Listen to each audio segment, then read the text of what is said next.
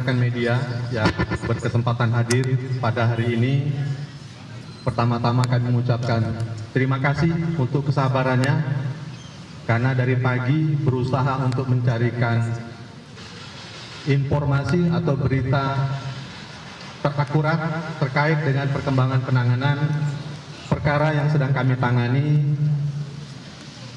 dari pagi sampai sore ya. Pada kesempatan hari ini, pada hari ini Rabu 3 Juni 2026, tim penyidik pada Jaksa Agung Muda Tindak Pidana Khusus Kejaksaan Agung RI setelah melakukan serangkaian penyidikan, hari ini telah menetapkan 3 orang tersangka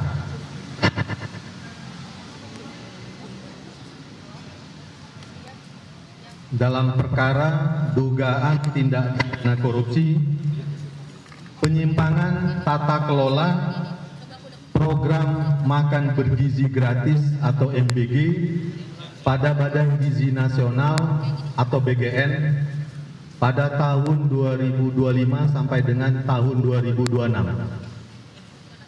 Selanjutnya kami persilakan kepada Bapak Direktur Penyidikan untuk menyampaikan perkembangan terhadap kasus yang sedang ditangani. Kami persilakan.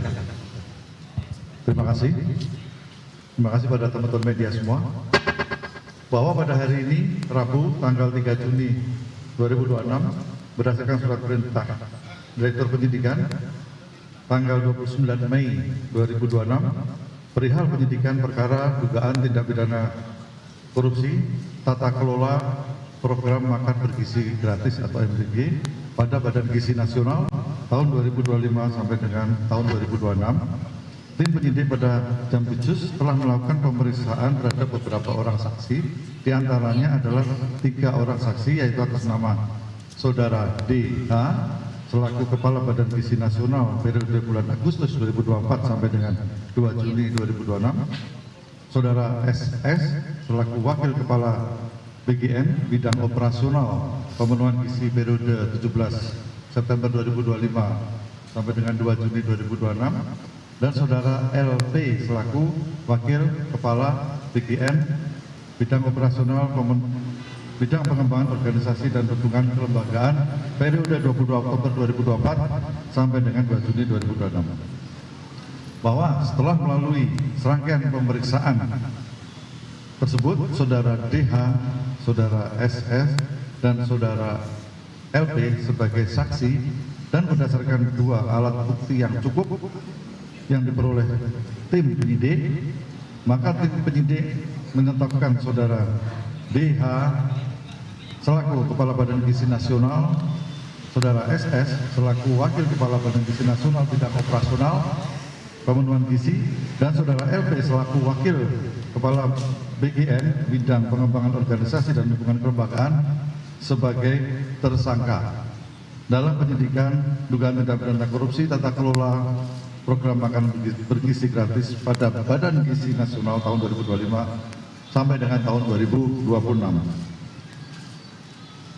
Dengan kasus posisi singkatnya adalah sebagai berikut.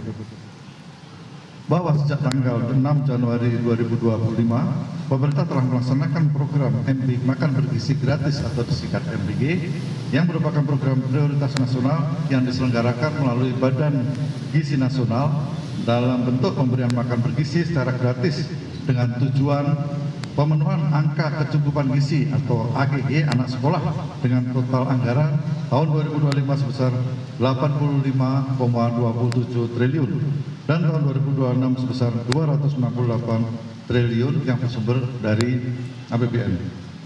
Bahwa program MBG tersebut seharusnya dikelola oleh yayasan-yayasan pada setiap sekolah.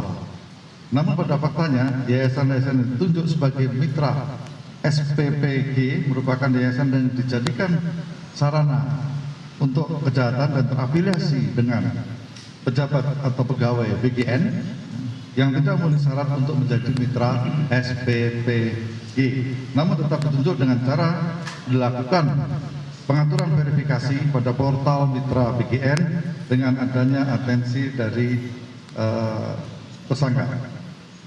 dan yayasan-yayasan tersebut mendapatkan insentif miliaran rupiah ya, setiap hari, dan yayasan-yayasan tersebut terafiliasi diantara dimiliki oleh saudara DH, saudara SS, dan saudara LP.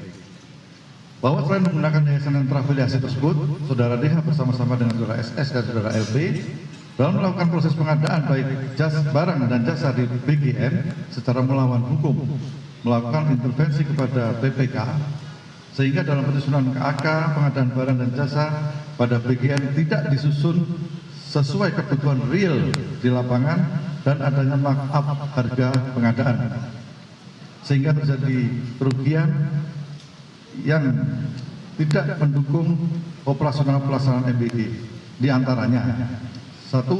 Pengadaan motor listrik sebanyak 21.801 unit dengan total pengadaan sebesar sekitar 1 triliun rupiah. Pengadaan 32.000 pasang sepatu yang tidak sesuai ketentuan dan adanya markup. Pengadaan tablet sebanyak 31.000 sekian yang tidak sesuai ketentuan dan adanya markup. Dan pengadaan televisi 75 inch sebanyak 5.400 unit yang tidak sesuai ketentuan dan adanya markup harga. Bahwa terhadap perkara tersebut telah mengakibatkan kerugian keuangan negara. Para tersangka disangka melanggar pasal 603 dan 604 junto pasal 20 Undang-Undang nomor 31 tahun 99, Undang-Undang nomor 1 tahun 2023 tentang KUHP. Bahwa para tersangka tersebut saat ini dilakukan penahanan selama 20 hari ke depan di Rutan Salemba Cabang Kejaksaan Agung dan Rutan Salemba Cabang Kejaksaan Negeri Jakarta Selatan. Demikian kami sampaikan. Terima kasih. Terima kasih Pak Dirut. Sesi tanya jawab.